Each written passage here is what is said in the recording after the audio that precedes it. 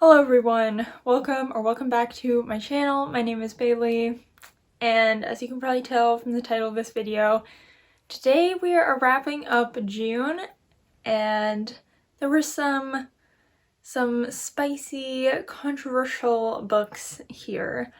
So I was thinking about grouping them controversial and non-controversial, but the controversial books are actually pretty spread out throughout the month, so I think I'm just gonna go in order of when I read these books. So the first book that I read this month was Meet Cute Diary by Emery Lee.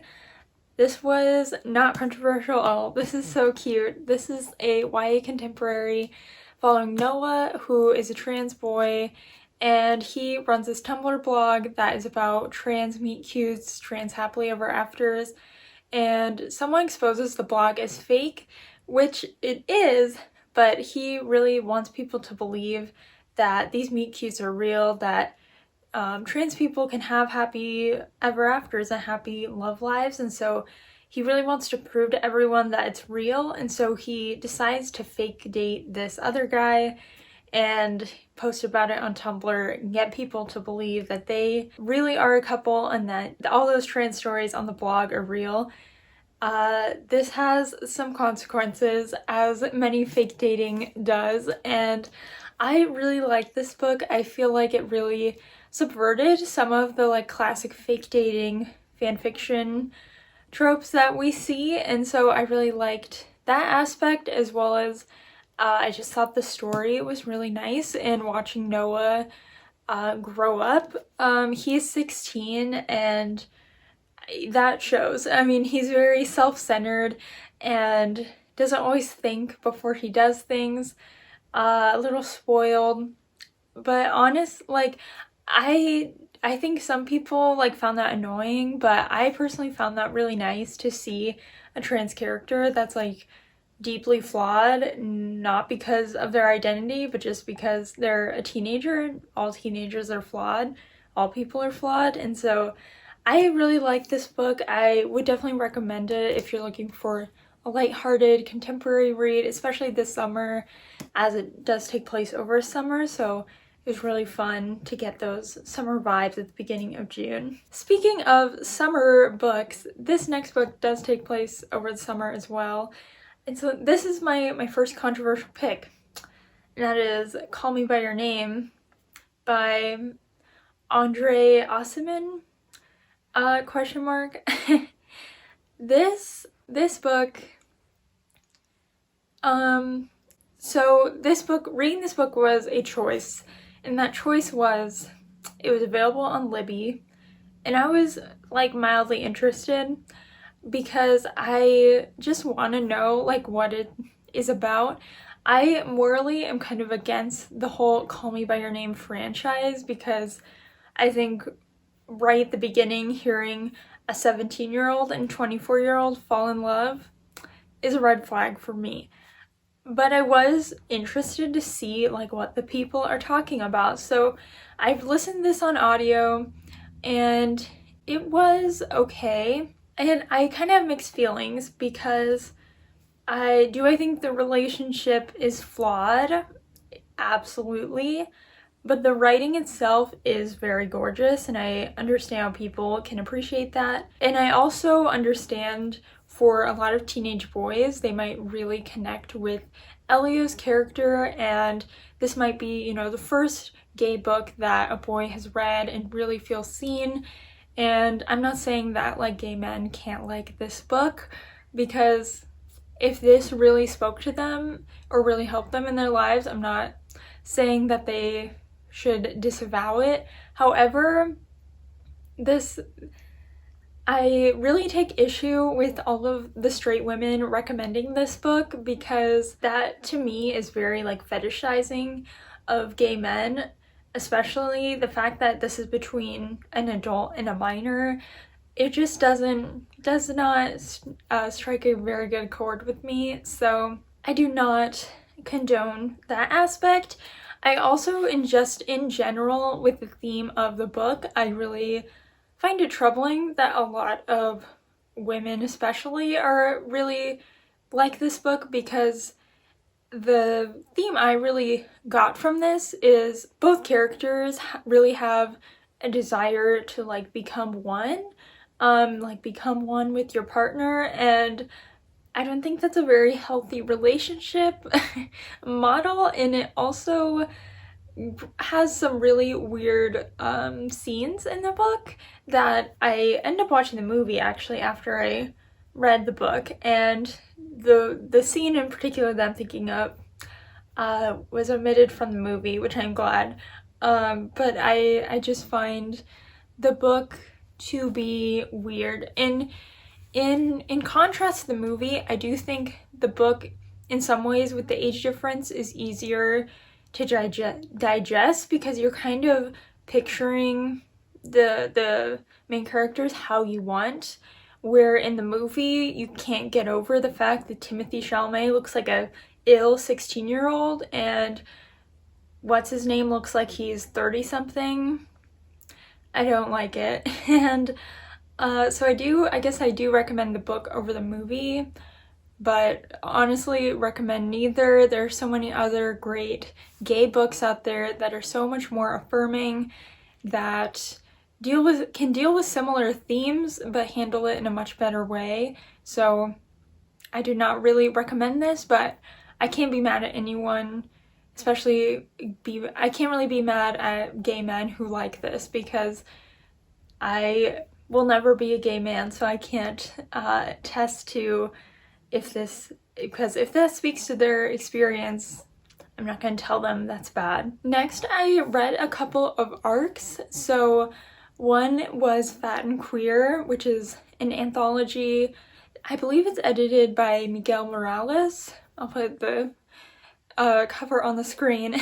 And this book, I ended up kind of having neutral feelings about. I was really anticipating it because I had just read a few months ago The Other F Word, and I really enjoyed that. It was just such a celebration of fat positivity, and I was really expecting this book to be like that, but queer, and I didn't fully get that, I guess. I did.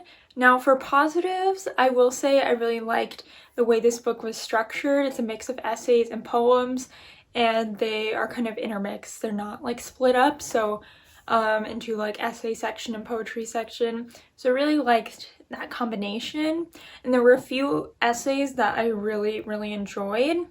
Carmen Maria Machado's is the ending essay. That one was incredible.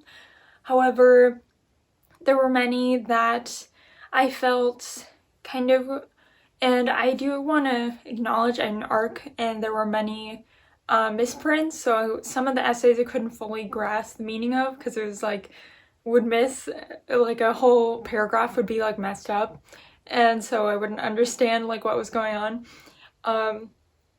But yeah, overall, I guess I have kind of neutral feelings on this because I feel like I didn't get as much joy as I had hoped to get from it. My biggest, not necessarily problem, but the biggest problem for me with this book was that so many essays focused on eating disorders and went pretty in detail about them to the point that I could not read them because it was very triggering, and I do worry like what readers of this book are really going to be able to take away, especially with eating disorders being so prevalent in like queer spaces. So I kind of had an issue with that, and it's hard because if that's someone's experience, that is someone's experience.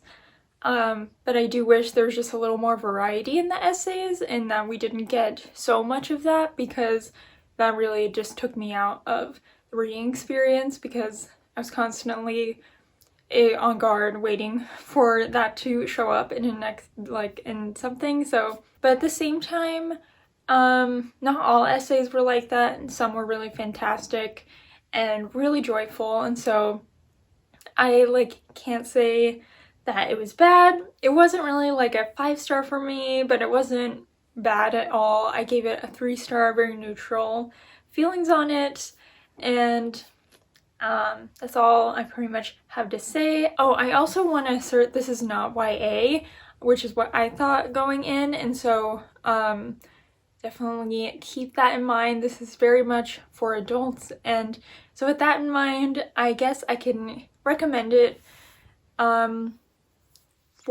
the right person, but just know going in the content warnings and know that it's gonna be a lot heavier than the like fun cover suggests. And then the other arc that I read this month was Mercury in Retrograde by Rachel Stewart Hawes, and this was really like nice short book about astrology. I'm still kind of a beginner with astrology when it comes to like your chart, and so this is a really great introduction to learning about your chart. That said, you definitely want to have your chart done before picking this up, or it's not really gonna be of much use to you.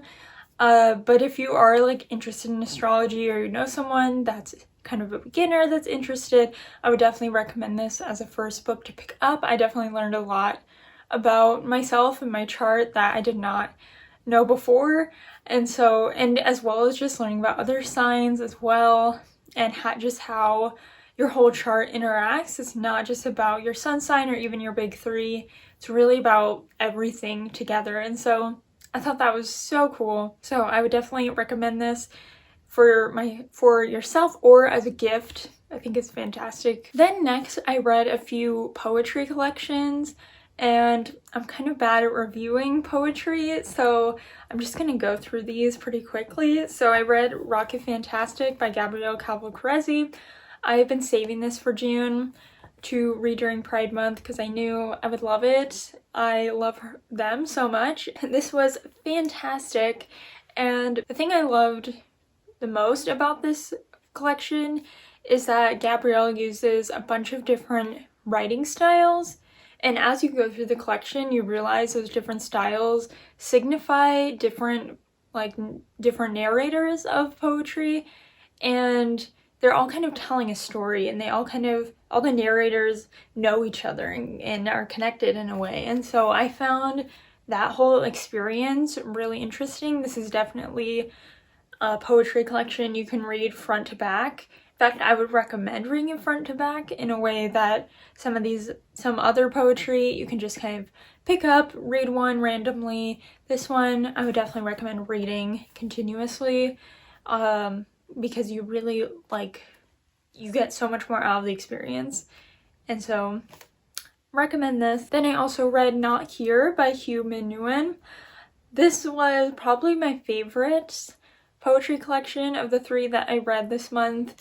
It is just so haunting and like harrowing, but also beautiful, and Hugh just talks about like abuse, but also abuse, queer identity, racial identity, how all of those things intersect, and just how life goes. I don't even know how to explain this book, but I don't even know how to explain this collection, but I would definitely recommend this. There's definitely a lot of trigger warnings to go with it. It definitely ended up being really heavy, probably the heaviest of the three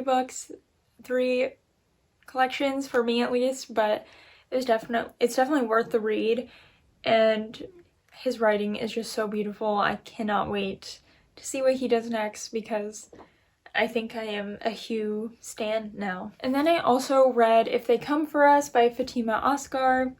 This is another poetry collection that really just talks about violence, and particularly she talks a lot about partition, and this one I feel like I kind of have less stronger feelings on, not because of the quality of the writing was bad, but because it was, I don't know if it was just so good that it flew over my head, but I just did not. Some poetry, some of the images and metaphors I did not really understand. So this is one I would be interested in picking up again possibly at some point, but for me it just wasn't as impactful as the other two.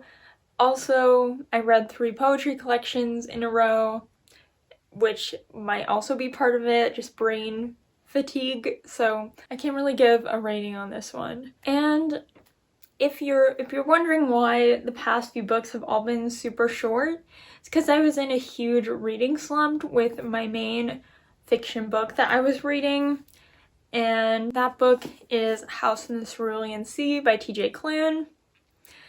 So this obviously is a lot of controversy around it recently, and I was hesitant to even pick it up after hearing so much of this, after just seeing so much about this on Instagram, but I saw this really great IGTV video by one of the people I follow, Red Lion Literature, I believe is their name. I will leave a link to the video in the description, and they basically talked about, like, as an Indigenous person, like what her take on this is, and that really made me want to keep going with this. And my final verdict is this book is greatly overhyped. As I said, I was in a reading slump. This was like 3 weeks of this month's reading. At the same time, luckily I was reading those short books and I had an audiobook going, but usually I'm usually reading at least 1 novel a week, and I did not in June because it took me 2.5 weeks to get through the first 100 pages. I just never wanted to pick this up. It was so slow. And then once, for those who don't know, this is about Linus, and he works at this like department for magical youth, and he gets sent on this mission to go to this special orphanage with like the most dangerous magical children and kind of do like an audit of how the orphanage is run. And it is gay, it is queer, and it is just kind of about him learning through these children and through the orphanage caretaker how like beautiful life can be. And once he arrives on the island at about the 100-page mark, then the story did really pick up, and I ended up reading the last like 300 pages all in one night. But man, that first 100 pages was just so slow to me, and I just feel like some ways this book could have been shorter. I think definitely the first part, that first 100 pages could have been 75 or 50. I feel like it really could have been tightened up there. I also, like, I did find it really, like, the story to be really good, and I think the ending kind of made up for the slow beginning, but I also, like, can't get past the slow beginning. I also just have some issues with the way Linus has internalized fat phobia, and there are a lot of, like, fat phobic comments that he either says or thinks about himself that aren't really challenged, and I think that's really harmful, and that just every time that came up it really made me cringe. I think those like comments do have kind of a purpose in the book because they're showing how much he like loathes himself, but that could have either that could have been done differently, or there should have been a bigger arc in terms of him accepting himself and accepting his size and being more positive about his body. Neither of those things happen, and that didn't really happen, to be honest, and so I was just kind of let down by that aspect.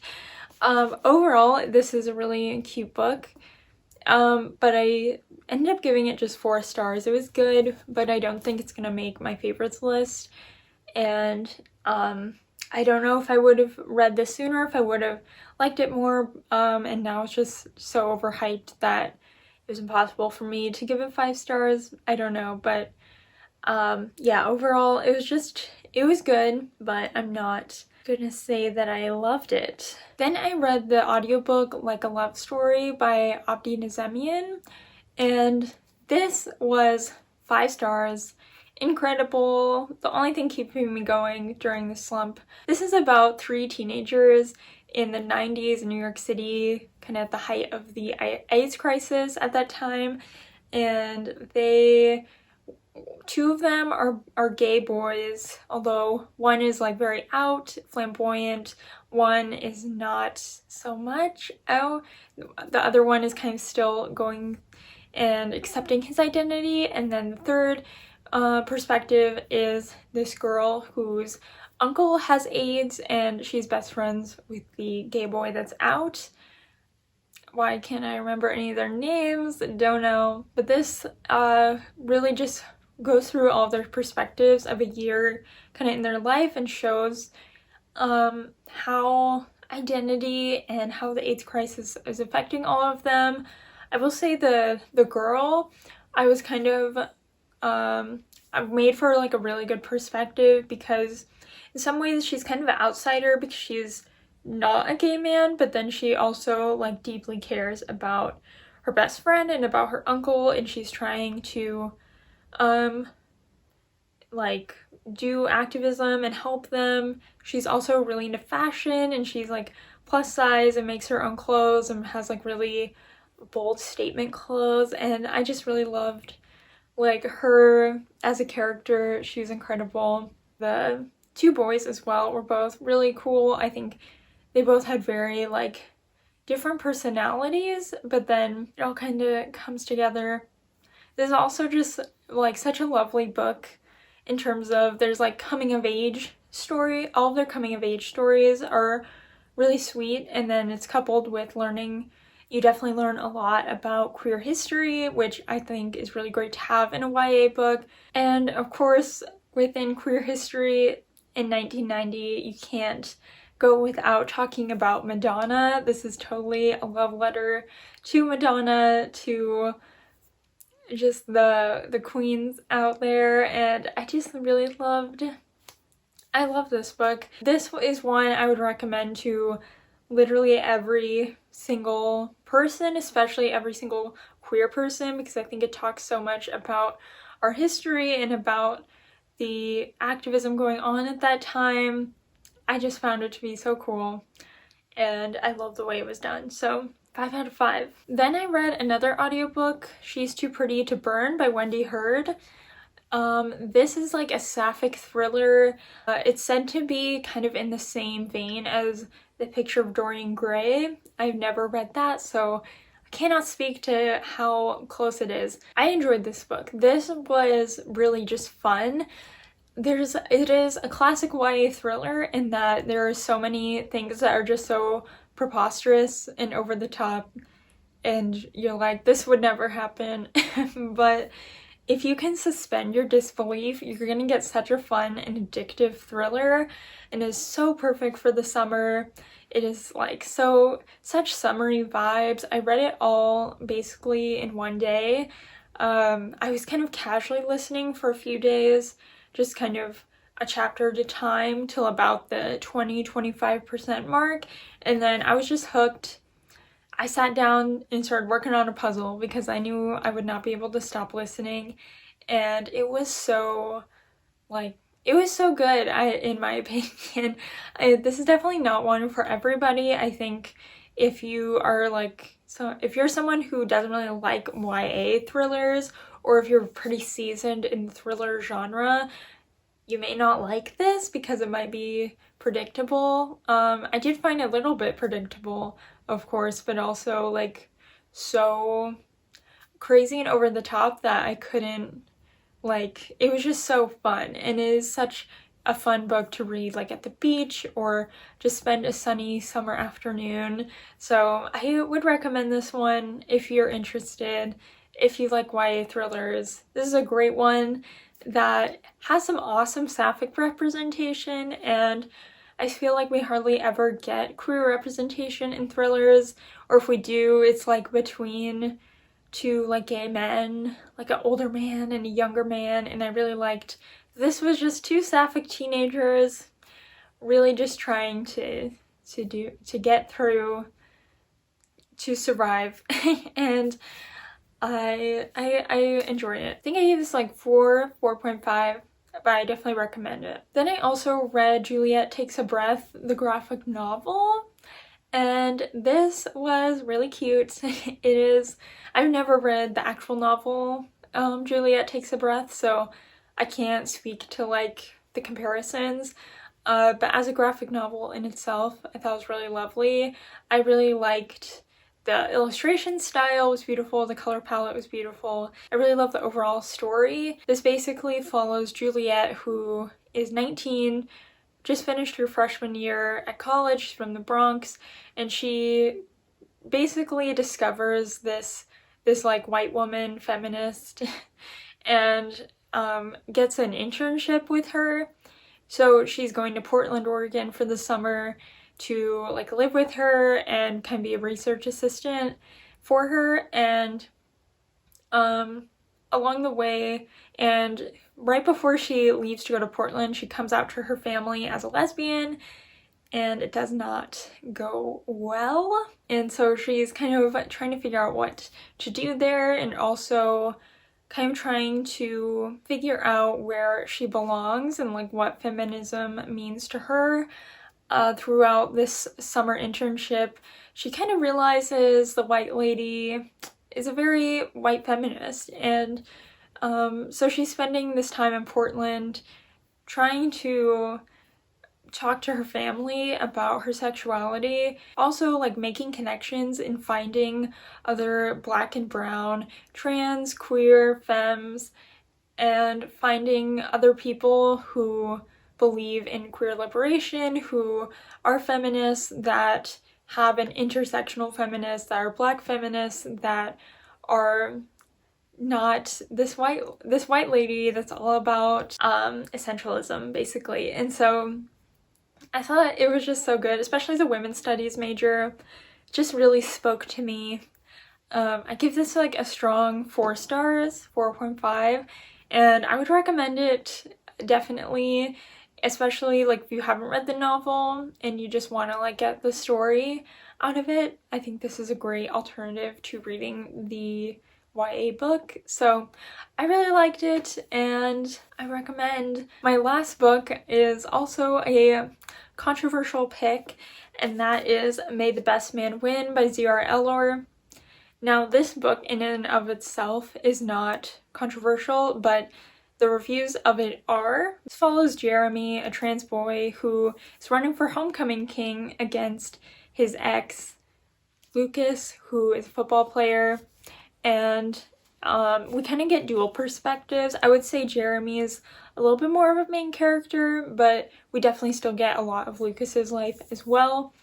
And it basically follows their like month leading up to homecoming, and they are kind of trying to like sabotage each other's homecoming king run, and also trying to survive high school as their respective selves. So Jeremy had just come out over the summer, so he's dealing with a lot of transphobia, people using his dead name or using the wrong pronouns for him, just in general a lot of issues at home with his mother, not really understanding his identity.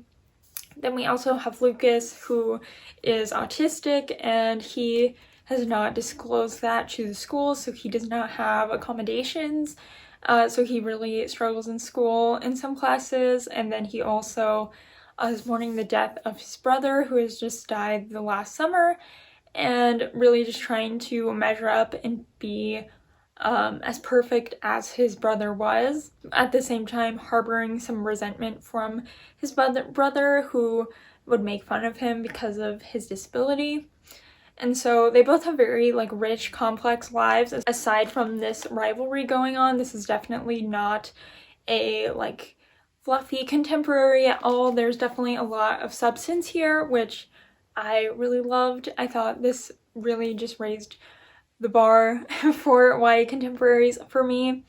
And the reason this book is controversial is because there is a lot of reviewers who are cis or who are allistic, basically allistic, I don't know how to say it, are saying the characters are unlikable for Jeremy being trans, basically, or for Lucas's autistic traits. So, yikes. And I am kind of just shocked that people would say that, because the thing that I really love about this book is that more so than in any other YA or really any book that I've read, we understand what gender dysphoria is, and we understand how Jeremy is experiencing it, and we understand why he is so angry at everybody. Part of that is, you know, being on T for only a few months, his aggression levels are going up, and he's also has a lot to be angry about in terms of people not accepting him or respecting him. And then Lucas is really struggling with his autism still, even after years after being diagnosed, because he doesn't want people to know, and in some ways is ashamed of his disability, and he is really just trying to mask all of the time with literally everybody, even his own family. And for anyone who masks, we know it is very hard. It's hard. And it's draining, and he is doing that all the time. And for me, I really liked that we got that, because I think that really shows how masking is, and just how stressed out and anxious it makes you feel, and why he does some of the things that he does. And so I just thought both of them as characters were such like beautifully flawed people, and it really made them feel like real people to me. I will say I did have a couple of small issues with the way this book ended. I feel like some things did not tie up in the way that I wanted them to. In that way, I feel like the book is a little more focused on Jeremy and on his character development.